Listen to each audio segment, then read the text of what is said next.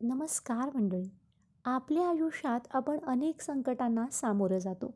कधी संसाराची काळजी, कधी भविष्याची भीती. आपण ह्यालाच भवसागर म्हणतो. पण हा अथांग भवसागर सुखरूपपणे पार करायचा असेल तर आपल्याकडे कोणतं साधन आहे?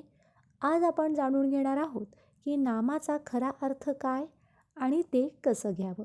श्री ब्रह्मचैतन्य गोंदवलेकर महाराज यांचं प्रवचन 22 जानेवारी. भवसागर तरुण जाण्यासाठी नाम हेच साधन. प्रवचनात म्हटलं आहे, नाम हे स्वतः सिद्ध आणि उपाधिरहित आहे. आपण अनेकदा देवाचं नाव घेताना काहीतरी मागत असतो. मला हे दे, मला ते दे. याला म्हणतात उपाधी. पण खरी प्रगती तेव्हाच होते जेव्हा आपण नामासाठी नाम घेतो. आणखी एक महत्त्वाची गोष्ट म्हणजे अहंकार. मी नाम घेतोय हा भाव न ठेवता सद्गुरूच माझ्याकडून नामस्मरण करून घेत आहेत, ही शरणागती वृत्ती असायला हवी. कारण शरणागती यायला रामनाम हाच रामबाण उपाय आहे. एक खूप सुंदर उदाहरण यात दिलं आहे. हा संसार म्हणजे एक समुद्र आहे आणि नाम ही त्यातून पार नेणारी नाव आहे. पण एक अट आहे. जसं समुद्रात नाव चालवताना नावेमध्ये पाणी शिरलं तर नाव बुडते, तसंच नामरूपी नावेत संसाररूपी पाणी शिरू देऊ नका. पण ह्याचा अर्थ काय? तर संसारातील अडचणींमुळे तुमच्या नामात खंड पडू देऊ नका. संसारातील कामं करा, पण नामाचा उपयोग फक्त संकटे दूर करण्यासाठी करू नका, तर भगवंतापर्यंत पोचण्यासाठी करा. अनेक जण म्हणतात, आता कुठे वय आहे, म्हातारपणी नाम घेऊ. पण आयुष्य क्षणभंगूर आहे. आपण आयुष्याचा विमा उतरवतो, कारण आपल्याला उद्याची खात्री नसते. मग नामाच्या बाबतीत चालढकल का?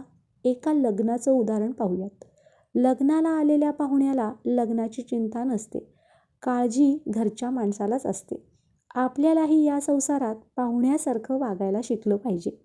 सर्व काही रामाला अर्पण करून निश्चिंत कसं होता येईल ह्याचा विचार करा. जसं कुंकू हे श्रीमंत असो वा गरीब, सर्व स्त्रियांसाठी सारखं शुभ असतं, तसंच भगवंताचं नाम हे सर्वांसाठी समान आहे. यात कसलाही मतभेद नाही. सूर्य जसा प्रकाश देतो आणि अंधार जसा आपोआप नाहीसा होतो, तसंच नाम घेतल्याने भगवंताचं प्रेम वाढतं आणि आपल्यातील दोष आपोआप गळून पडतात. शेवटी एकच लक्षात ठेवा, जगण्यासाठी जसा श्वास आवश्यक आहे तसा भगवंताच्या भेटीसाठी प्रत्येक श्वासासोबत नाम घेणं महत्त्वाचं आहे. जर तुम्हाला वाटत असेल की तुमची आध्यात्मिक प्रगती होत आहे, तर त्याची खूण एकच, तुम्हाला भगवंताच्या अस्तित्वाची साक्ष पटू लागेल. तर मग आजपासून आपणही प्रयत्न करूया नामात राहण्याचा.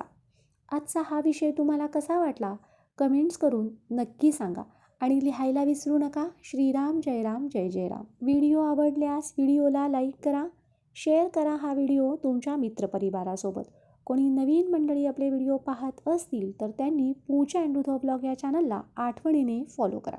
श्रीराम जय राम जय जय